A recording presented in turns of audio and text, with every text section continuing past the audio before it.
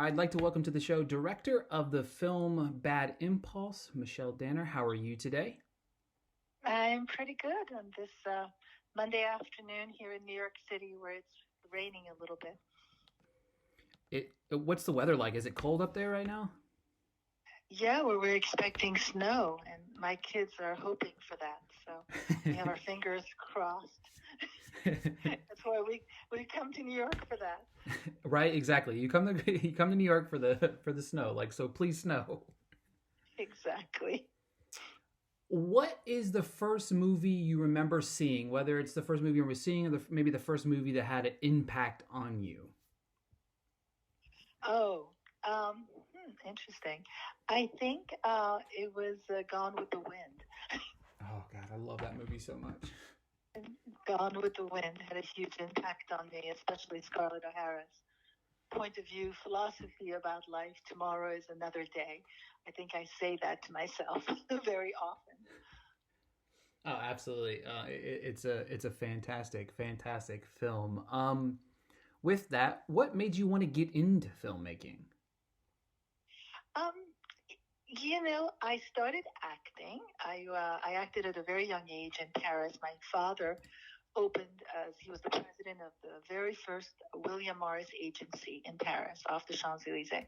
So I grew up in this whole background with lots of actors coming to the house all the time and singers. And I would go take classes at the Conservatory of Versailles of Paris. Simon. And so I was exposed to literature and words and acting at a young age and would run to see movies. I even cut class to go see Gene Wilder and Frankenstein. I remember one afternoon. And so I had this is my background. I was raised in Europe and traveled all over my whole life. And then finally studied in New York with Stella Adler, with Hagen, many wonderful teachers, and then settled in Los Angeles and started to teach acting very seriously. And I think that the natural progression of teaching acting, you want to teach to a big classroom, or you want to tell stories, and that's where my desire started to working with actors to tell stories on stage and then on film. Absolutely. It's a journey. I love listening to people's journey into film. So, Bad Impulse. In the aftermath of a traumatic event, a suburban husband and a father buys a cutting-edge home security system, only to find out that it slowly destroys that which he most wants to protect. What attracted you to this project? Well, it attracted me was this fear, that of losing your humanity to technology, but ironically, you know, wanting to protect it. So I love the question that it posed about also somebody potentially watching you. I've always been intrigued, fascinated by Big Brother and how we're manipulated. I mean, my sisters don't stop making fun of me with my Alexa because the Alexa talks back at you occasionally, as we know, and what's behind the Alexa. Um, but anyway, those were the themes. But ultimately, at the core of this story, there's a family. There's a family that's flawed, but loves each other. And what lengths would you not go to protect that family unit? And so at the core of the story, that's really what drew me. In addition to, it talks about these impulses, these dark impulses, which I always thought were fascinating because we all have these moments that are from our unconscious or our subconscious where you want to do something, and that I think married to this force, technology coming together with some dark impulses inside of you. What can that create? And who's responsible for that? And anyway, those are the things that just intrigued me about the story. For me, it's a very much a psychological film that it's in my opinion, it's kind of a breath of fresh air. Like there's certain genres that we see the same things over and over again, but stuff like this where we border the line of reality and kind of what is going on. Like there's a lot for me. I wrote this in my review about it. Is what I credit most about it is going to require multiple viewings just to grasp kind of exactly everything that transpired. Was that kind of the goal in telling of the story? Well, I mean, thank you for saying that. Yeah, I mean, I think that we wanted to tell a complex story that had different layers, and that and had you ask questions.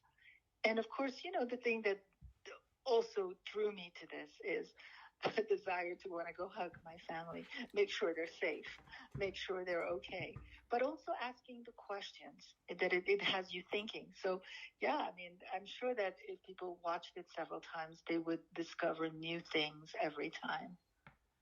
Yeah, it's the I feel like it gets elevated between you and Jason Tyrell. What was it like, kind of bringing his screenplay to life? Well, interesting. I love Jason and I love his writing, and he's a really deep thinking, intense, smart writer. Uh, I've collaborated with him since Bad Impulse in another movie, The Runner. Um, so I love working with him. Um, and this was, his baby. He put a lot of process into this story, and so I was always just wanted to make sure that I gave it its, I brought it to life in a way that he would be happy. But I think I know that he is happy with the way it came out, so that makes me feel good.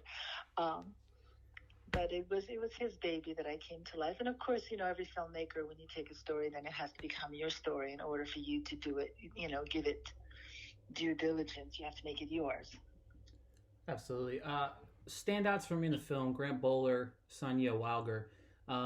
Their dynamic throughout the film, while troublesome, the base is very, like you said, family oriented. How important was it for that? Obviously, it's very important for the sharp relationship to work and the dynamic throughout. But how was it like working with Bowler and Walger, and getting them to into the mind frame of what was transpiring? Yeah, well, I had known Grant before. I met him. He came to some of my classes, and I coached him on some projects. And I've always admired his talent. I mean, he's just really wonderful. I met Sonia when we were casting it, but what was important was to really feel that the family was believable, and I improv them. I did several exercises and several readings, and improv the dynamics of the family and the relationship between Christine and Henry, Grant and Sonia, and I think it paid off. Those improvisations that we did really cemented their dynamics, and the texture between them, and it really shows. And when they spar with each other, and but there's a lot of love at the core of this family, but we meet them already on their way to, they have the complications. Nobody's the perfect family, as we know, and they have a lot of things that are, in behind closed doors. Absolutely.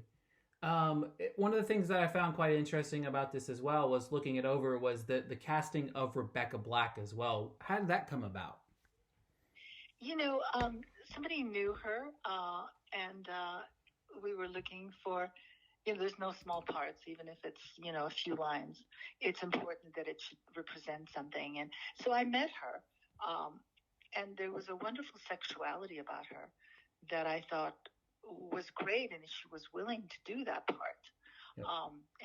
And she was. We just hit it off. We had a movie. Turned out that we knew somebody in common, um, and and then she came and she did it, and she has had a great energy and did it wholeheartedly. She's really wonderful. And since then, I asked her to come do a reading of a play at the theater that I'm the artistic director of, and she came, and she's just has a great energy, and she's very talented. So I felt the same way. It was definitely, whenever I was looking over, I was like, "Wow, that the same Rebecca?" Yeah, that is the same one. I thought it was very cool because I agree with you. The dynamic that came off on screen was fantastic. Um, Yeah. excuse me. What is, transitioning off the film for just a hair here? What is one of the things that you've learned throughout this quarantine? Oh, uh, oh wow! I'm a big theater person. I'm in New York right now with my kids, and normally we come every year. We have family here, and we go see, maybe a dozen shows. We go to the theater a lot, and this is the first year where we're not going to see anything. Um, so next year, when we're able to actually go see things, I think there's a Absolutely. whole newfound level of gratefulness and appreciation certainly for what was not. Can't take anything for granted. But I have had, and we're quarantining as we speak here. We're waiting for a COVID test Oh wow. because I'm not going to see my family until we all are, cleared and safe. My mom is 85 and she lives here. But I think we're going to appreciate everything. I wasn't never a big person to go out and, eat out at restaurants because I don't know. I was not, but I think I'm going to appreciate that. I'm going to appreciate all of it. And we're going to get through this. I really, I think there's definitely, we see the light at the end of the tunnel. It's going to take more months, but we will get through this. But I've been very busy throughout the quarantine because I've been editing this other movie and I've been teaching on Zoom. I mean, I think these Zoom classes are going to be here to stay for a while, and Zoom interviews. And, at first I rebelled and I hated it, but now I really like it. How important is it more than ever to support not just the art that we see on the screen, but our local arts and stuff like that now?